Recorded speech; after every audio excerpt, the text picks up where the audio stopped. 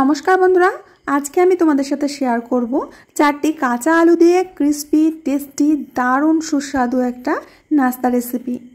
एटा एकबार खेले एर प्रेमेई पड़े जाबे।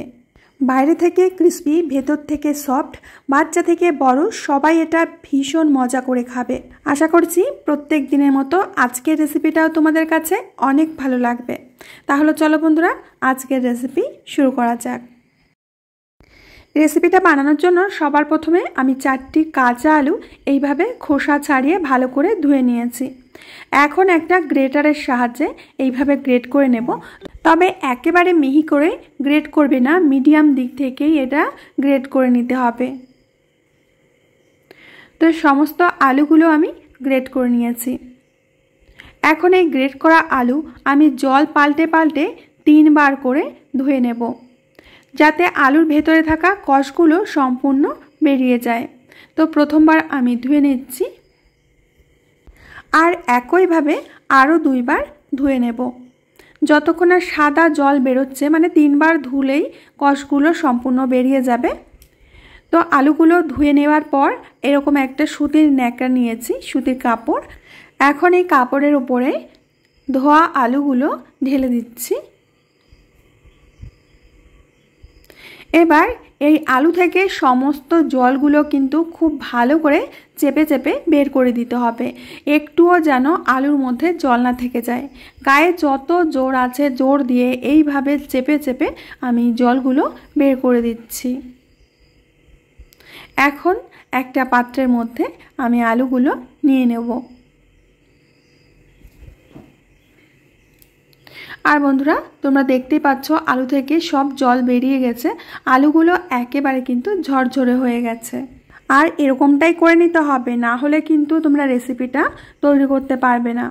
তো এখন এর মধ্যে দিয়ে দিচ্ছি চিলি ফ্লেক্স 1 চামচ মতো, দিয়ে দেব আদা কুচি, রসুন কুচি, ধনেপাতা কুচি, দিয়ে দেব গোলমরিচের গুঁড়ো, আর দিয়ে দিচ্ছি বিট নুন 1/2 চামচ। এবার দিয়ে দিচ্ছি কর্নফ্লাওয়ার বা কর্নফ্লোর, এখানে যে যেটা বলো, 4 চামচ। আর দিয়ে দিচ্ছি চালের গুঁড়ো 2 চামচ। এখন সমস্ত কিছুকে হাত দিয়ে খুব ভালো করে মেখে নিতে হবে। প্রথম দিকে দেখবে যে এটা কিন্তু জড়াতে চাইবে না, কিন্তু ধীরে ধীরে এটা জড়িয়ে এরকম একটা ভিজে ভিজে ভাব হয়ে যাবে।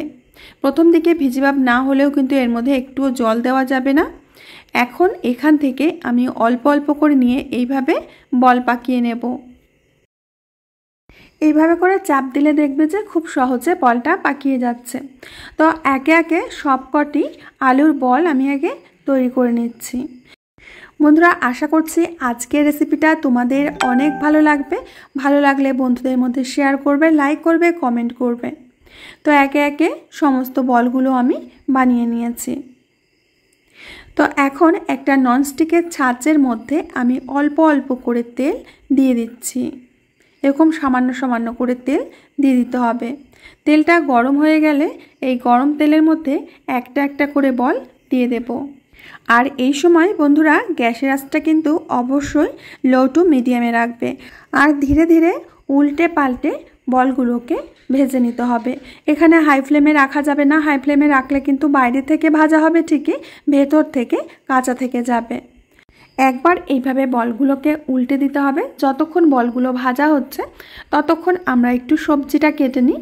এখানে নিয়েছি অর্ধেকটা ক্যাপসিকাম, ক্যাপসিকামটাকে এইভাবে একটু বড় বড় করে কেটে নিচ্ছি। আর নিয়েছি দুটো পেঁয়াজ, পেঁয়াজ দুটোকেও ঠিক এইভাবে বড় বড় করে কেটে নেব।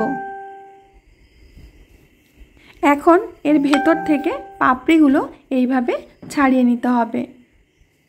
এরকম পাপড়িগুলোকে আলাদা করে নিয়েছি। এদিকে আমাদের আলুর বলগুলো প্রায় ভাজা হয়ে গেছে, আবারও উল্টে দিচ্ছি। দেখতেই পাচ্ছ যে বাইরেটা কতটা ক্রিস্পি হয়েছে।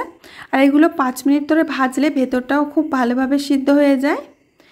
এখন আমি একটা থালার মধ্যে তুলে নিচ্ছি।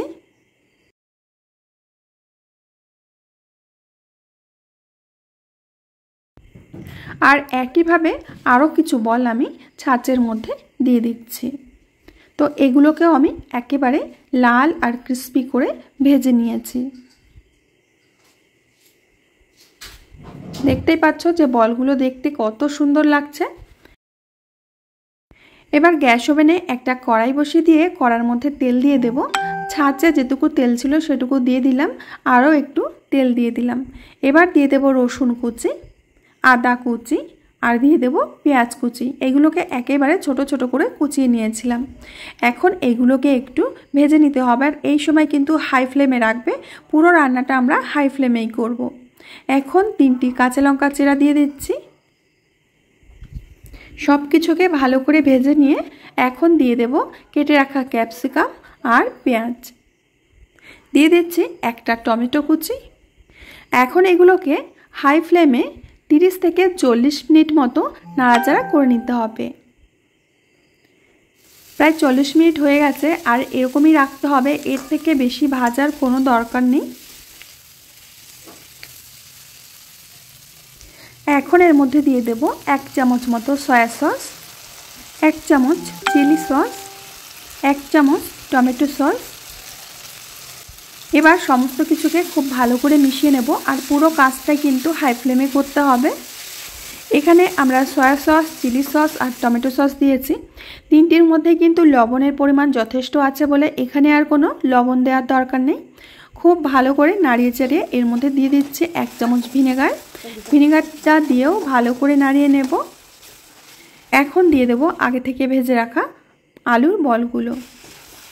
এখন ভালো করে মশলাটাকে আলুর বলের সাথে মিশিয়ে নিতে হবে।